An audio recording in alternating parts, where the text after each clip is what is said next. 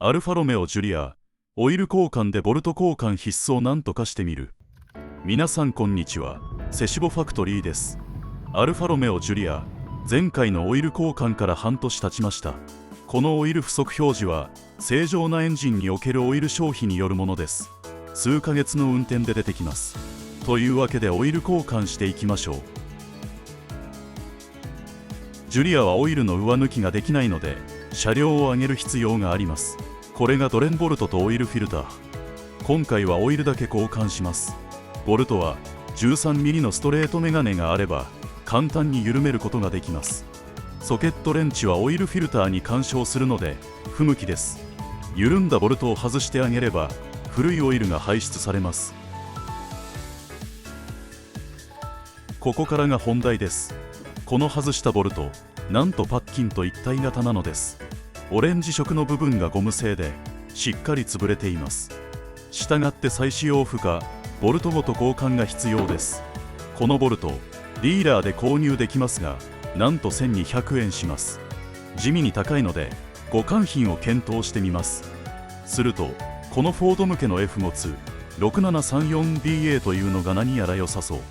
しかし本当に流用できるかどうか検証が必要です。というわけで仕入れてみました。25個入りですが使うのは1個です。1個あたり63円ということでボルトの10分の1のお値段と格安です。それでは純正ボルトのパッキンを外していきます。工具は一般的なオイルシール外しを使用しました。少しタイトですがあっさり外れてくれました。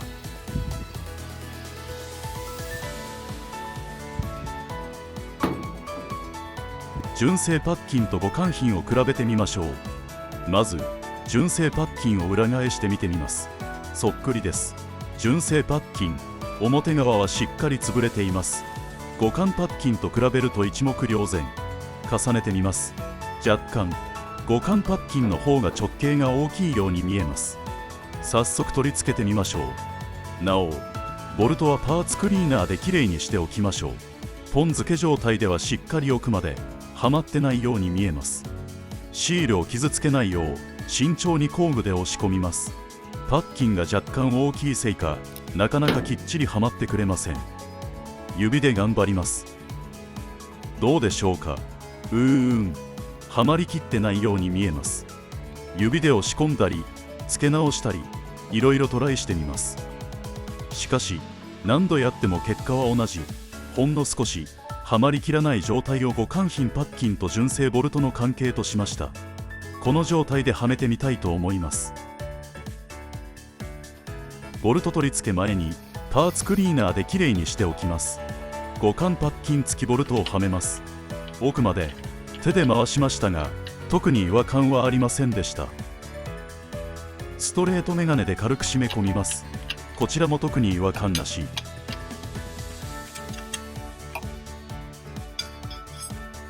オイルフィルターが邪魔なので組み合わせ工具でトルク締め。この設計は困った3ですね。手間がかかります。さて外観検査、黒パッキンがはみ出ることもなく違和感なし。なんか良さそうです。早速オイルを入れていきましょう。ジュリアは指定オイルの使用がシビアです。バルブ開閉に油圧システムを導入している関係でしょうか。今回は使用に適合するMOTUL の8100を使います。適合品では安い方ですがそれでも1リットルあたり2800円。実績のある安価なオイルの情報があればぜひ教えてください。今回はオイルフィルターを交換しなかったので4リットルとに 300ml くらいでちょうど良いです。その数百 ml の調整は前回のあまりのセレーナオイルを使いました。さてオイル中入り口の蓋をしっかり閉めていよいよ検証開始です。こちらはオイル注入後走行前のドレインボルトの状態です。特ににじみ漏れは見当たりません。エンジンを回してみました。この状態でドレインボルトの様子を確認してみましょう。漏れやにじみありません。